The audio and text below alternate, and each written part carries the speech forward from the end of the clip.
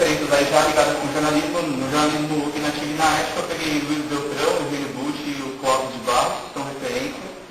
E a fonte primária do trabalho, infelizmente eu não consegui contatos fora, mesmo porque eu não falo muito bem francês. Eu consultei um livro, uma tradução americana dos artigos que a Jacqueline de Vivalente e Teoria do Caminho. E a minha pesquisa você pode contestar um pouco, porque é o seguinte, no combate, como eram tempos de guerra, Segunda Guerra Mundial, como eles tinham medo de serem mortos durante o ofício, ela pegou artigos, inclusive, que estão sem assinatura e ela tenta fazer uma análise se são possíveis, se são deles, se são autorias prováveis. É um estudo bem interessante, apesar que ela não se estende tanto nos comentários, ela mais mostra do que comenta. A bibliografia foi do Oliver Todd, é a mais recente e a mais completa. Aqui a gente entra, como eu mostrei o trecho anterior, eu não vou ler os trechos, eu estou dando uma por cima, vocês dão uma lida na tela. Não quero contar vocês isso para agora. Mas aí nesse artigo você vê nitidamente o ponto de vista dele na época. O jornalista, naquela época, aliás, até os dias de hoje, você pode transferir qualquer argumento dele, porque apesar de a gente não viver em tempos de guerra, é um tempo que a gente deveria questionar nossa profissão, ainda mais que em queda de diploma. Se você não tem o menor tipo de dúvida, nem escrúpulos, fica difícil exercer essa profissão. E ele sentiu isso na pele porque muitos jornais, a França, na Segunda Guerra Mundial, ela teve ocupação nazista e teve a área não ocupada foi dominada por um governo chamado República de Vichy, que compactuava dos nazistas, com o ideal dos nazistas, para se manterem como governo. E muitos jornais que não viram o aspecto ético da época, mais o aspecto imediato, eles se aliaram com o governo local e não formaram uma resistência. Então ficou complicado, porque assim, o curso da guerra não foi como o Hitler previa. A França conseguiu recuperar os territórios e esses jornalistas acabaram se montando numa situação paradoxal. Muitos deles eram atrelados à Igreja Católica, então esses permaneceram ilesos. Mas outras pessoas que tinham ligações, principalmente com grandes corporações, sofreram com os julgamentos que foram feitos depois da guerra. Então, nessa crítica que ele faz do jornalismo, na verdade é uma crítica mais profunda que ele faz na literatura.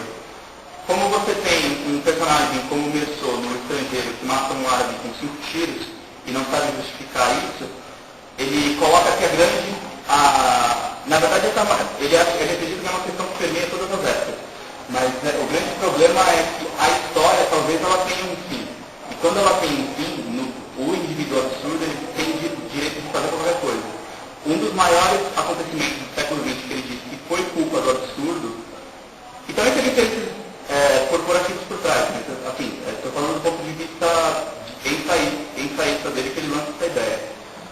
Seria a queda das 2 bombas atômicas. Ninguém consegue justificar porque o governo americano joga 2 bombas atômicas em uma nação que eles estavam praticamente ganhando na guerra. Então ele vê assim, aí você vê a relação da literatura com o jornalismo. Você tem que ver um pouco essa consistência de arte nas coisas que você faz. Porque ela explica pelo menos o lugar do homem no mundo.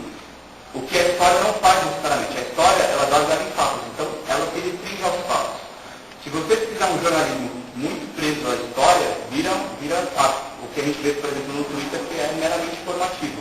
Quando você quer fazer uma reflexão mais profunda, você tem que penetrar esse éter humano que não é necessariamente muito agradável, algumas vezes.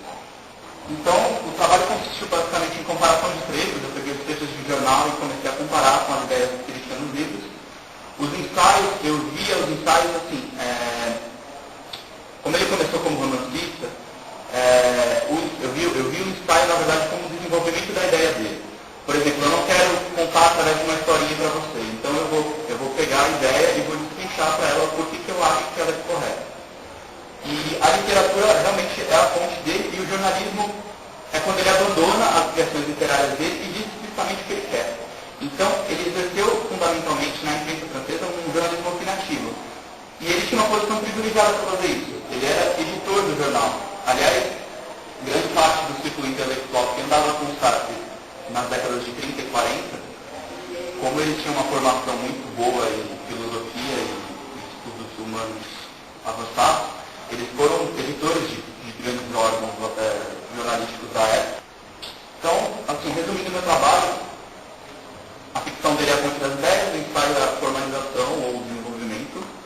e o jornalismo é a expressão das ideias dele.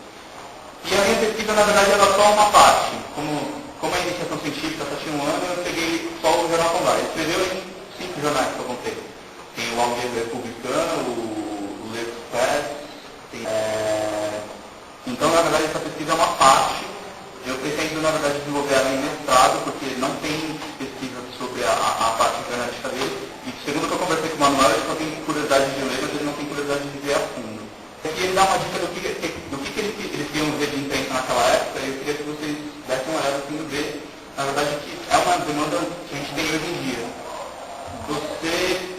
Eu acho que uma imprensa que não tem estilo, ela corre um sério risco assim, de aquela palavra que muitos blogueiros divulgam, que qualquer pessoa pode fazer jornalismo. Eu não acho. Você tem que ter um nível de autocrítica para poder empregar um ponto de vista particular sobre o mundo, e o jornalismo, eu acho que devia cumprir esse papel. E parece que ele concorda com isso, que é sempre restaurar essa responsabilidade com o público. Naquela época, era um regime mais extremo. Se eles não respeitassem a vontade do público, eles corriam risco de vida. Então, obviamente, era um contexto diferente.